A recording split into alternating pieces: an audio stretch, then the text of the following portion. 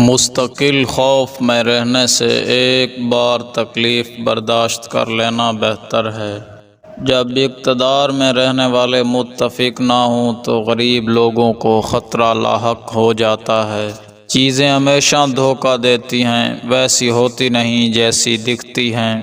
پہلی شکل بہت سے لوگوں کو دھوکہ دیتی ہے۔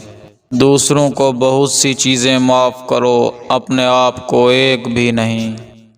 زندگی مشکل ہے، اگر آپ بیوقوف ہیں تو یہ مزید مشکل ہو جائے گی۔